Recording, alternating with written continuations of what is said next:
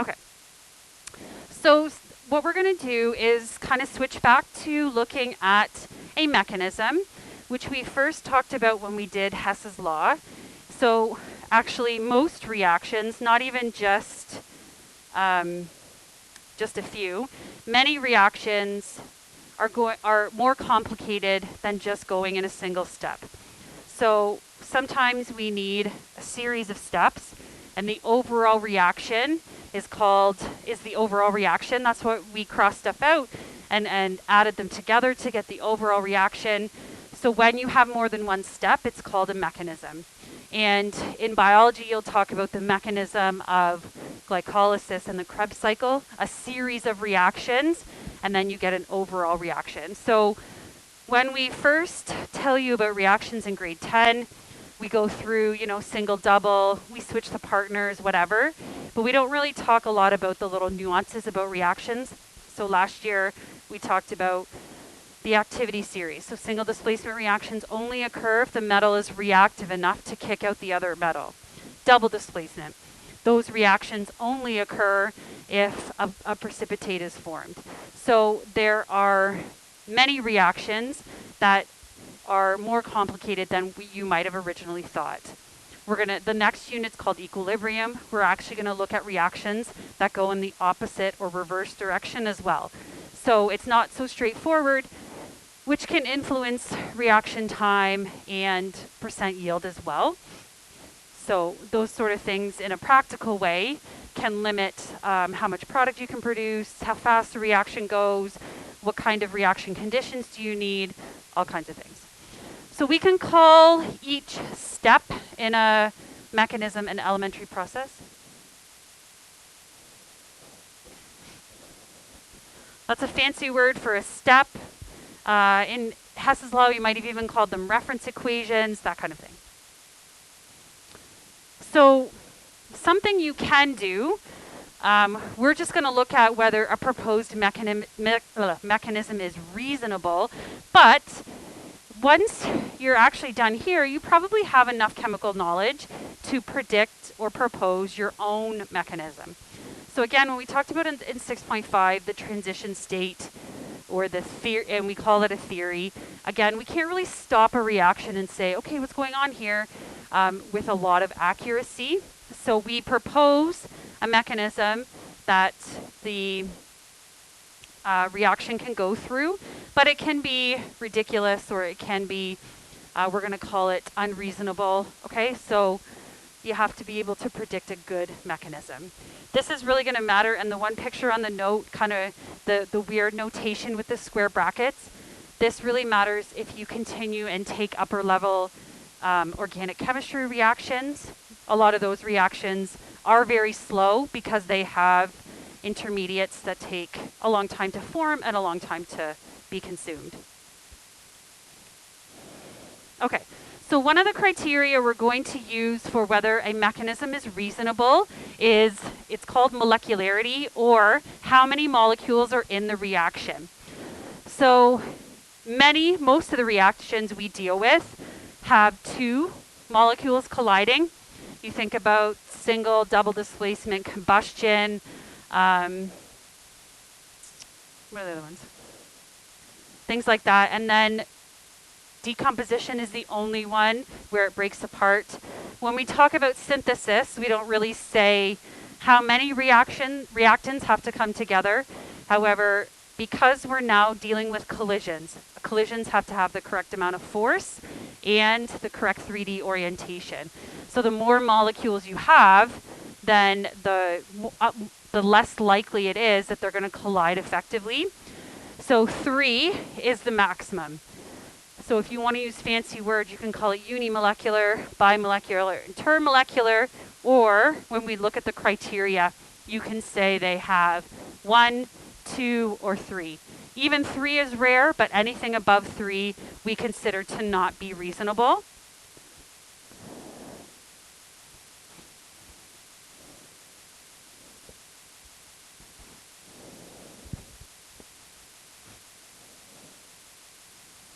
Okay, so the molecules or ions or atoms that we would have canceled out because they appear on both sides of the arrow. We call those reaction intermediates. So they are formed in an elementary reaction and then consumed. Or they're produced and then they get used up or consumed.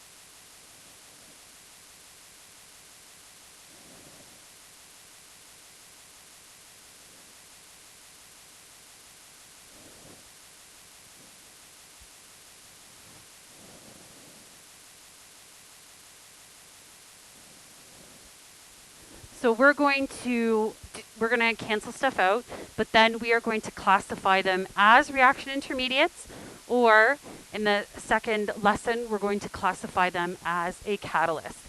They are not reactants and products found in the overall target equation. So again, it can be difficult to decide what does the reaction intermediate look like, because they're in between. They're not the reactants you put in, and they're not the products that you get out. Okay, so on Friday, or 2 Fridays ago, we looked at using experimental data to find the rate law. Another way you can do it is if you have a mechanism, however many steps you have, usually 2 or 3, then one of those steps has to be the slowest. So even if it's seconds, 5 seconds, 5 seconds, 2 seconds, 5 seconds, I'll make it very obvious. 10 seconds, 3 seconds, 1 second, even though the one step only takes 1 second, the fact that the 10-second one is so much longer, that's going to limit how fast the reaction can go. So it's the slowest step of a multi-step process or mechanism. The reaction can only go as fast as the slowest step. There's an unfortunate cliche, you're only as strong as your weakest link. You know, maybe you've had a coach who said that to you or something awful like that. So then the mechanism is limited, or the rate determining step, rate limiting step, the reaction is limited by that slow step. So we're going to use the slow step to write the rate law. I feel like this yellow stuff you have to write down. If you don't like capitals, that's fine, but underline it, okay? Because we are going to use that slow step to write the rate law.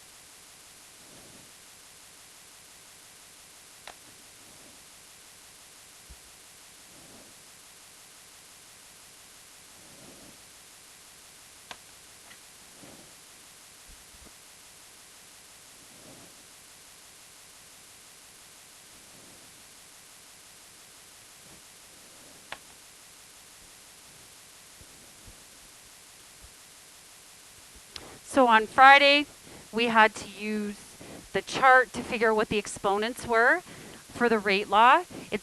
This time, the rate law is going to be the same general formula, rate equals K, and then you only use the concentration of the reactants. But when you have a slow step in a mechanism, which limits how fast the reaction can go, you can actually just use the coefficients as the exponents. So it is much easier, but you do need to remember, but it's this, remember the principles, but it is the same principles. Don't forget the K. Don't forget that it's just reactants. So those two things about both methods are the same, but then you can use the exponents or the coefficients as the exponents. You don't have to do that, like figure out which one's not changing, which is changing, you know, that kind of thing.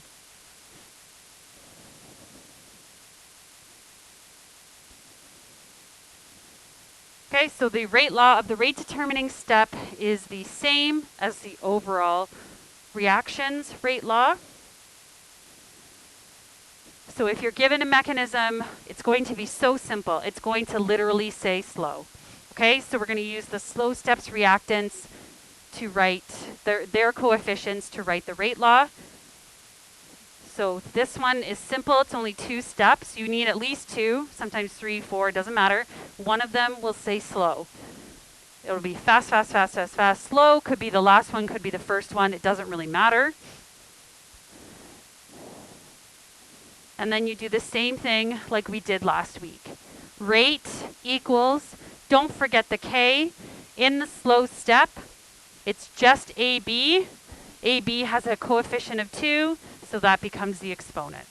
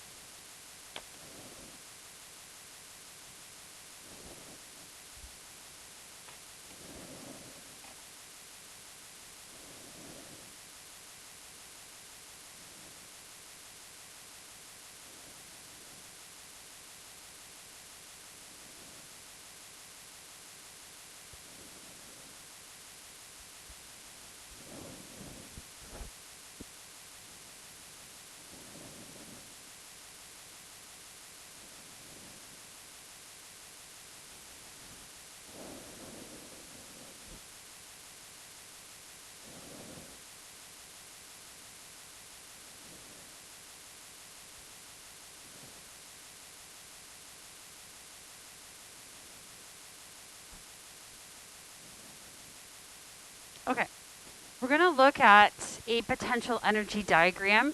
So this is annoying because we did Maxwell-Boltzmann at the beginning of this unit. This is very, very different, right? This is back to the old way with potential energy on the Y and reaction progress or time on the X.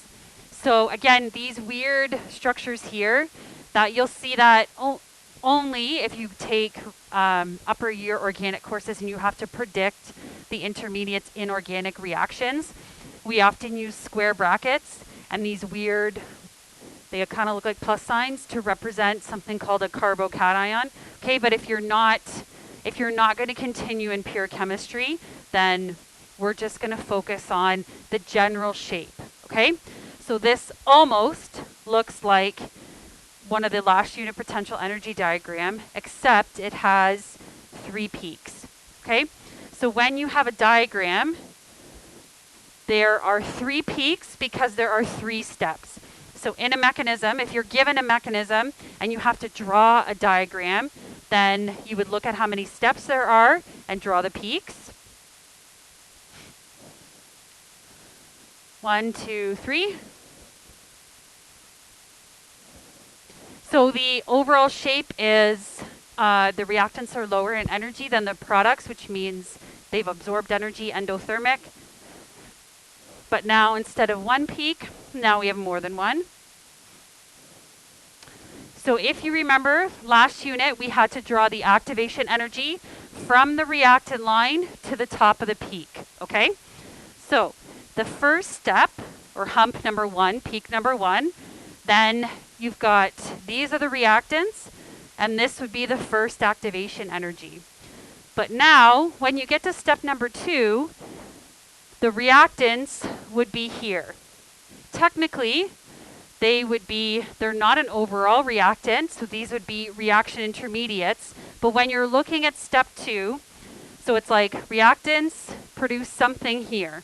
What is this something? In this case, they've made a guess about what the reaction intermediate looks like. You won't have to do that, okay?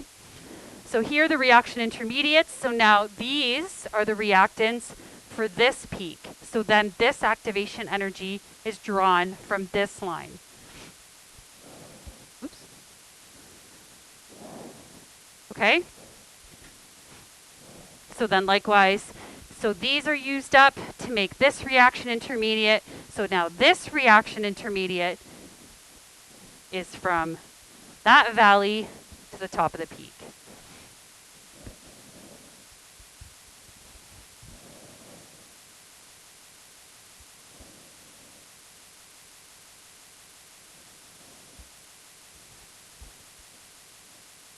So when you draw the activation energy in, if you remember what activation energy is, it's the energy required for a reaction to occur. So if you look at these three, then if this is the most energy required, then logically, that's going to be the slowest. It's going to take the most amount of energy to get the reaction to go. And then EA3, or this pink one here at the end, it would be the fastest because it takes the least amount of energy. But mostly we're concerned with the slowest because it's the limiting step, okay? So step number one is the slowest because it has the most activation energy required, or the most potential energy required.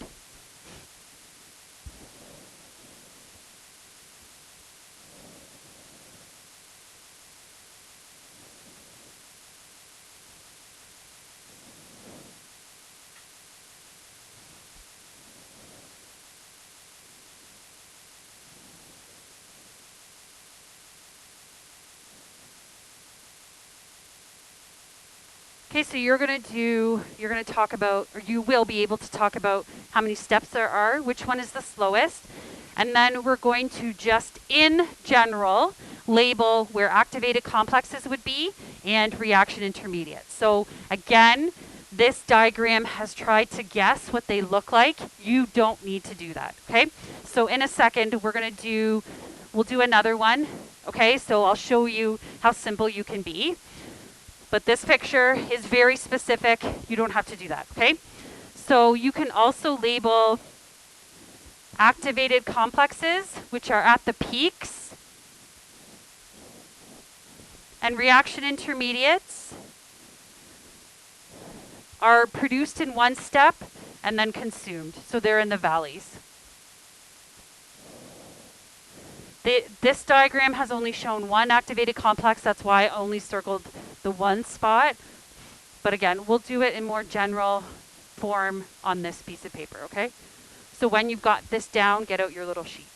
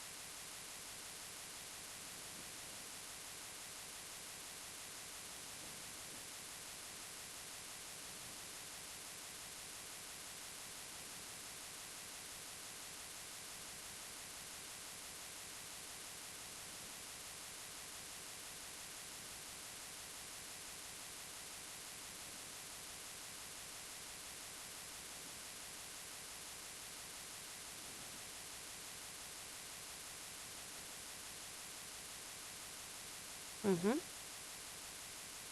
Mm-hmm.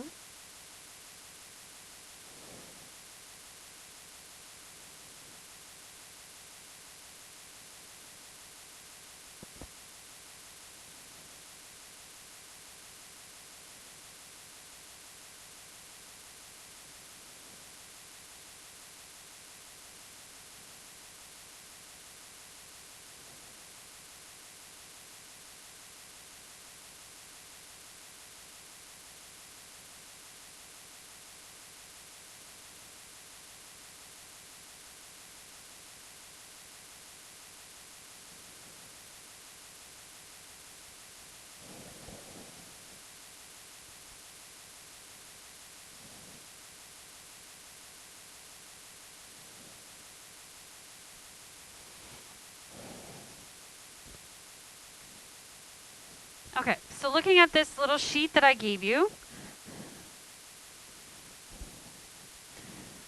so the overall reaction, so just like we did in the thermo unit, these are the reactants and these are the products. If it's hard to see, I apologize.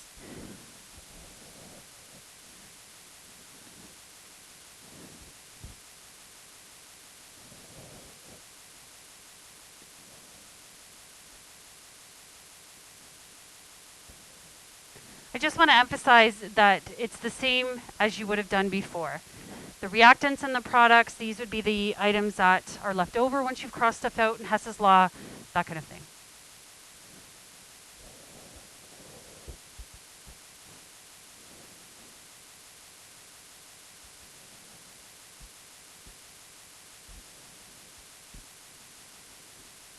So how many elementary processes or steps? So there are 3 peaks, which means 3 steps.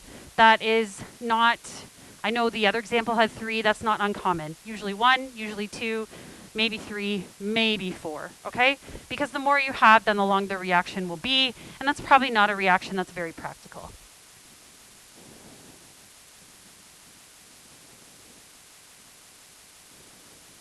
If you want it to look like the other picture, you can label them 1, 2, 3, but label them kind of high.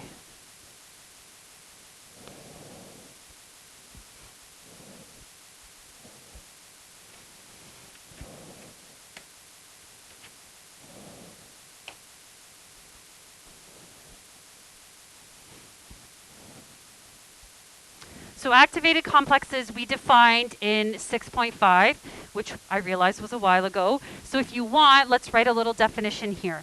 So activated complexes, they were part of the transition theory or transition state. We said they were unstable. They contain the maximum amount of potential energy possible.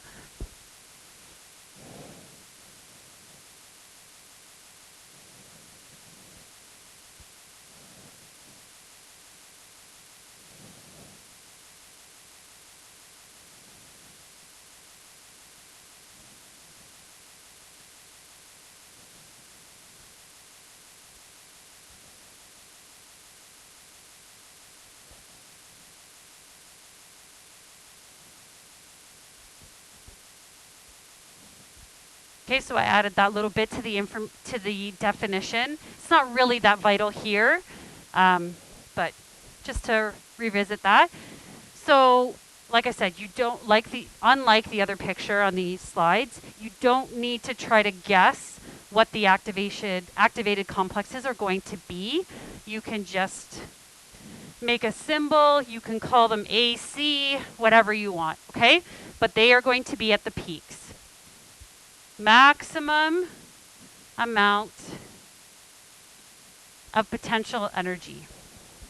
So each step, because it has its own peak, has its own maximum.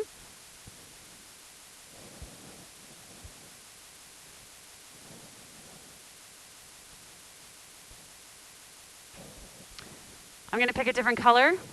So I'm excited about Christmas maybe, so I'm going to use green. So reaction intermediates, they are produced in one step, but then consumed.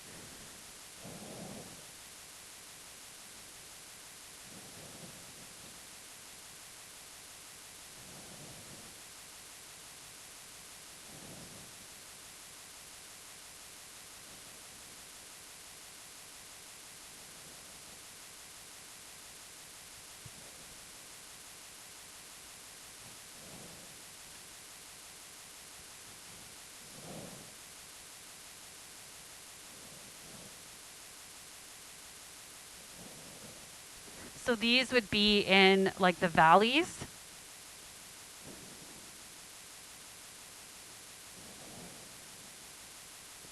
Again, I'll use RI. You can use a symbol, whatever. Just make sure you have a legend.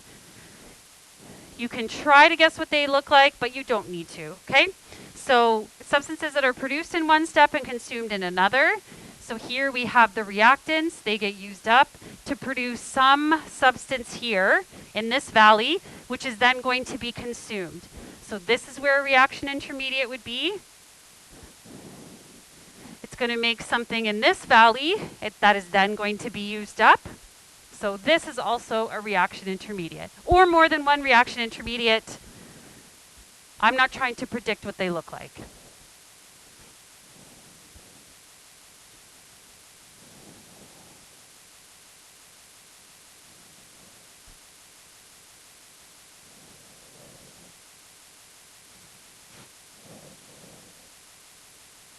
So when you have a mechanism, what do you use to determine the rate? You're going to use the slowest step.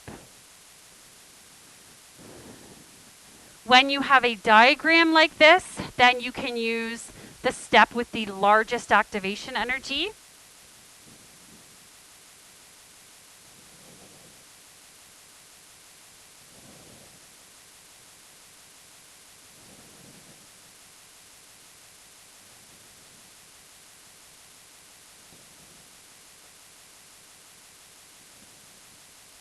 Or highest EA, because we're going to draw it up. If you'd rather say highest, that's fine.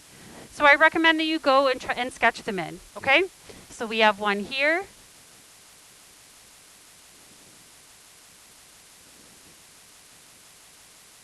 One here. One here.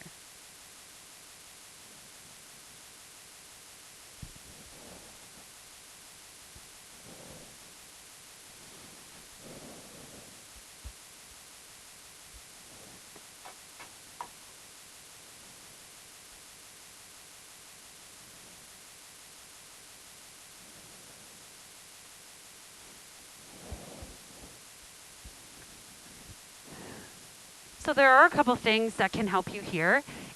EA2 and EA3, it's not really that obvious how different they are, right? So the chance of you using one of those seems unlikely, right? So the first one has a much bigger EA than the other two do. So the fact that theirs is really similar, we don't care or we're not really concerned about it. Which one's higher or lower, that doesn't matter. You're always looking for the slowest step. So there should be one step that is the slowest.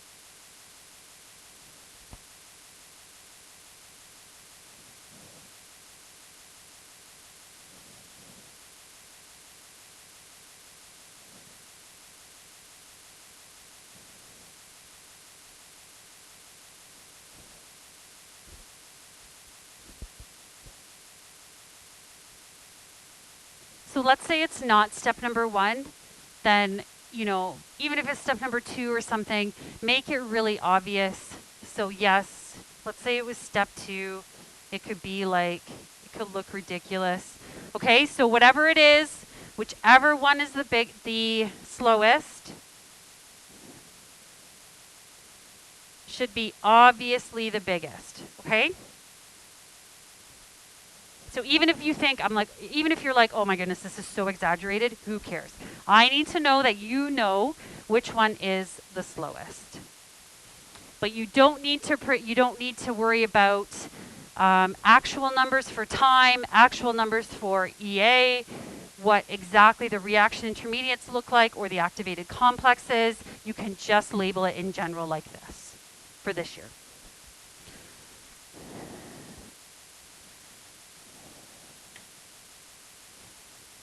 Okay, so the other thing we're going to do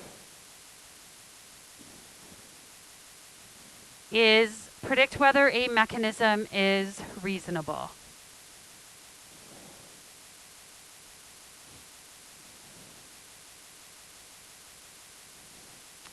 So there are 3 criteria. Now, you don't have to go criteria 1, criteria 2, or criteria 3. All 3 of them have to be satisfied. Now, your test is going to be open book, so you can probably go in order. So you have to figure out, you're going to be given some items. The first one is the overall reaction. So then you have to cross things out and check, does it match the overall reaction? Similar to Hess's law. However, in Hess's law, you had to maybe switch stuff around or multiply a coefficient. You don't want to do any of that. You want to see as is, does it work? So you're not going to change it to make it work. If it doesn't work, then this is not going to be satisfied. The second one says the proposed elementary steps have to be reasonable. So that goes back to the molecularity. Do they have 1, 2, or at maximum 3 reactants?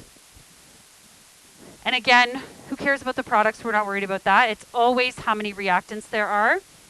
And then the third one, we're going to use the slow step to write the rate law and see if it matches the rate law you're given, okay?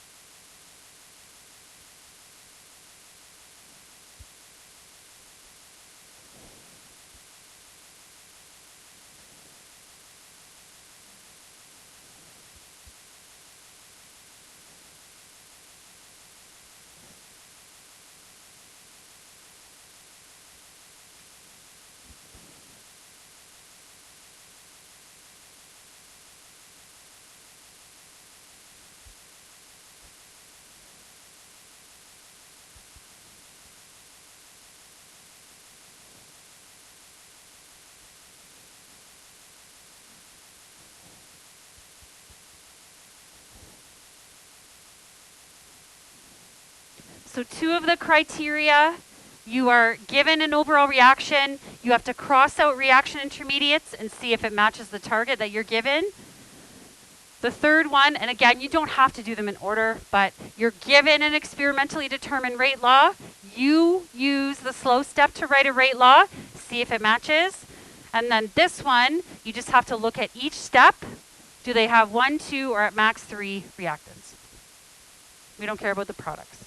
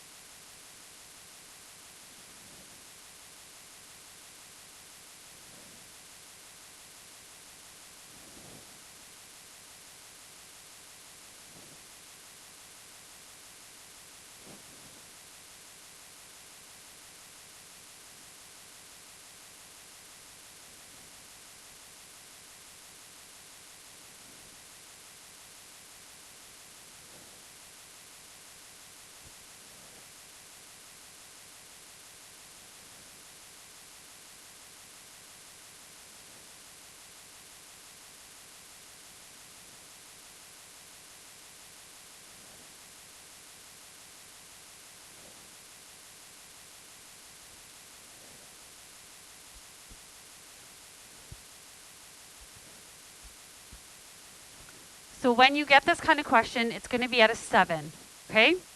Because you're going to go through each criteria and say, show your work. So 2, 4, 6, and then saying whether it's reasonable is worth a mark, okay? We're gonna do an example in a second.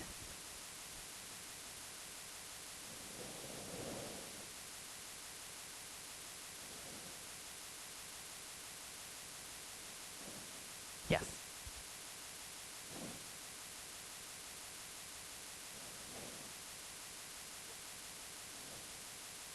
Yes. When you're doing the homework, no, but when you're doing the test, you want to make sure you get the marks, yes. And again, you don't have to go 1, 2, 3 like this. All 3 of them have to be satisfied. Another, like, it doesn't matter which one you start with.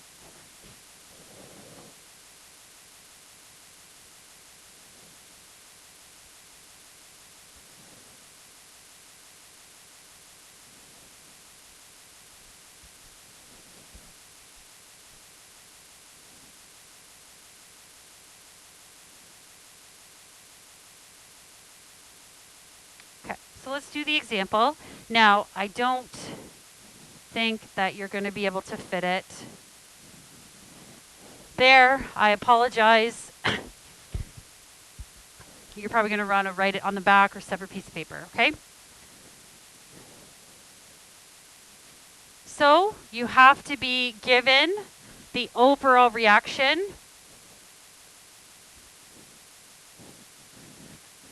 or target.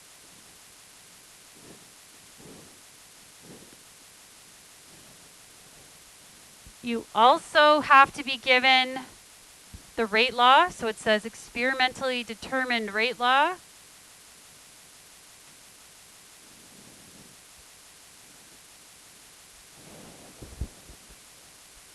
And of course, you need to be given a mechanism. So this mechanism only has 2 steps, which is fine. Like I said, usually it's 2 or 3, maybe 4, but usually that's the maximum.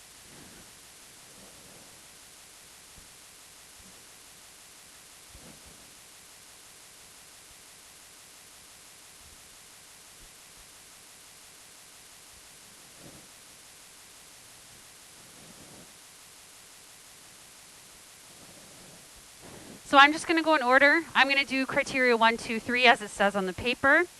So because I don't want to squish down here, I'm going to write up here. So criteria 1, we're going to cross stuff out and see if it matches the given target. And again, you don't want, if it has to be flipped or whatever, you don't want to do stuff like that because then you're making it fit, right? Then that mechanism needs fixes, and we don't want to fix it.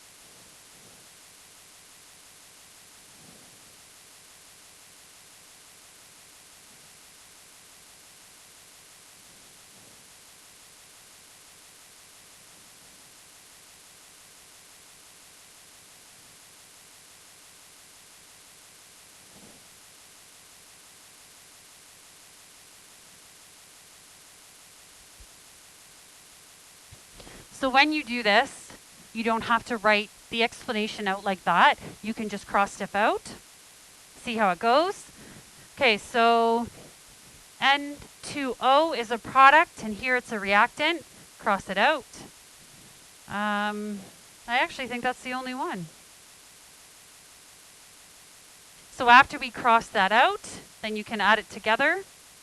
So we get 2NO, 2 H2s, 2 H2Os.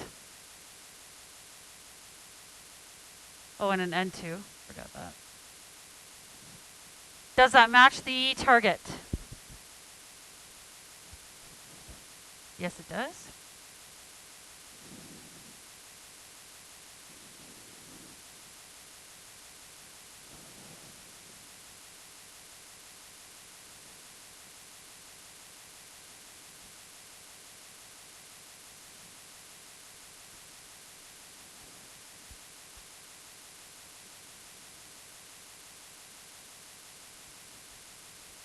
Okay, so the black is really all you would need to write. That would get you full marks. Oh, and showing the crossing out. Okay, that's good enough.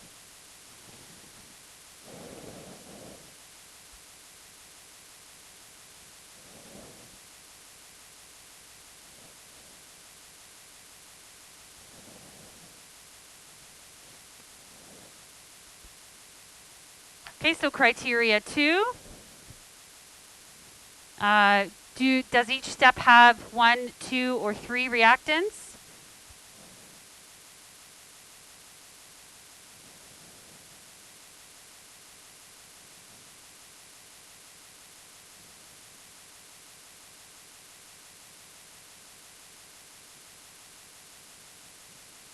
And again, all we care about are the reactants. How logical is it for those reactants to collide effectively to make the products? So step 1 has 2 reactants.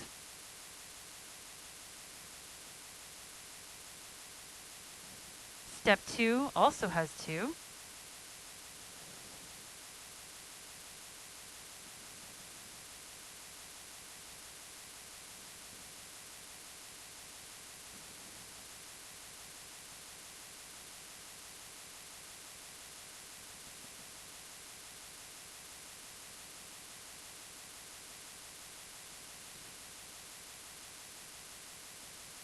You could write each step has less than 3. I would even accept that, okay? Or less than or equal to 3 reactants. Criteria 2 is satisfied. That's fine too.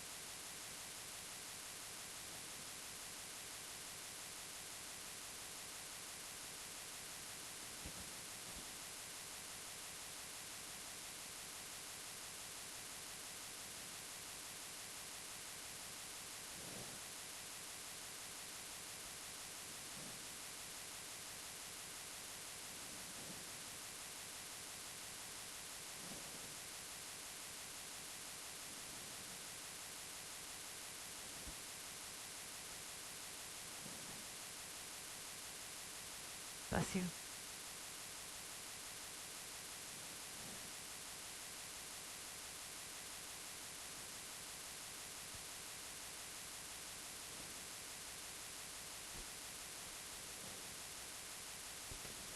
So let's say you forget what a rate law looks like the general form. If you take a look at what you're given, rate equals K, and then those square brackets again being concentration. So that can help you, okay? So we're going to use the rate law to write, we're going to use the slow step to write the rate law and see if it matches. So here, the first step is labeled as slow.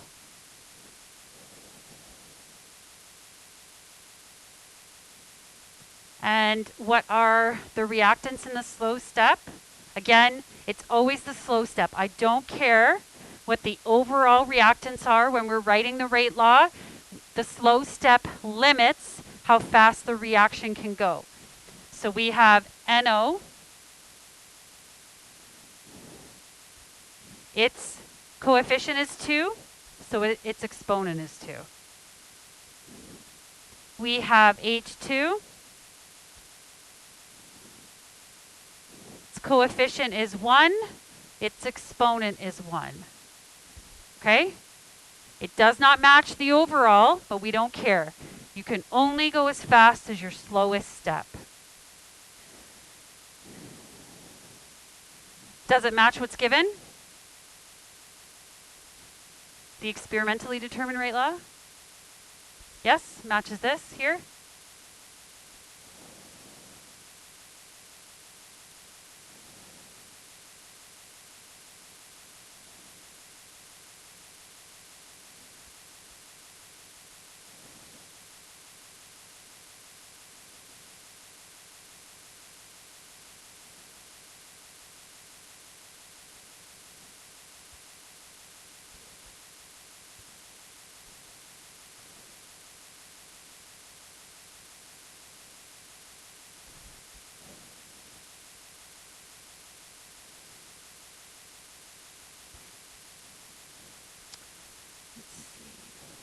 Can't even.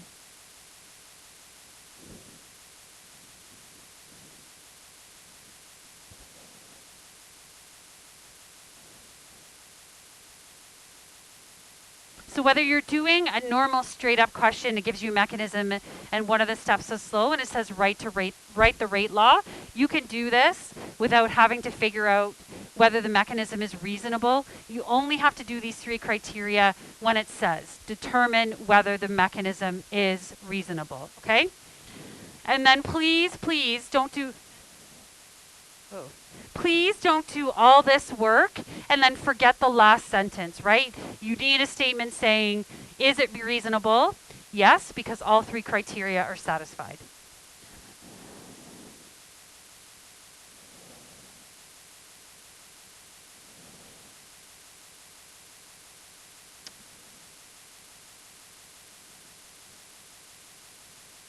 Sorry, I just can't spell.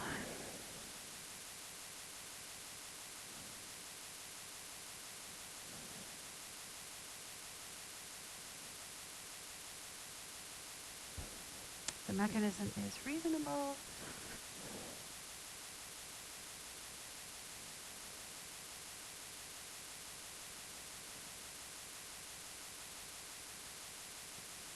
Okay, something to that effect. So, or since all 3 criteria are satisfied, the mechanism is reasonable, whatever. Some kind of final statement answering the question. Yes, it is reasonable. How do I know that all 3 criteria are satisfied? Just in case you didn't hear the question, if, let's say you do the first one and it's not reasonable, make sure that you do the other ones so that you get the marks for it. Now, I did not try to be tricky, okay? So keep that in mind. Yes. Yes.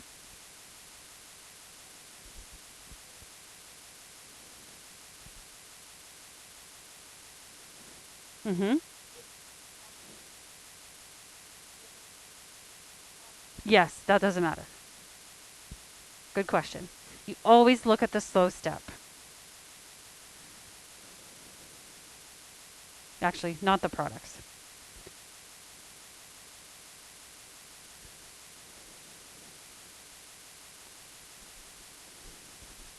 Okay, so on your desk this morning, there should have been a worksheet. And so after we do catalyst, you'll be able to do the whole worksheet. But if you want to get started now, you can do 1, 2, 4, 6, and 7. And actually, the solutions are on the back. Okay, so the front side is the questions and the solutions are on the back.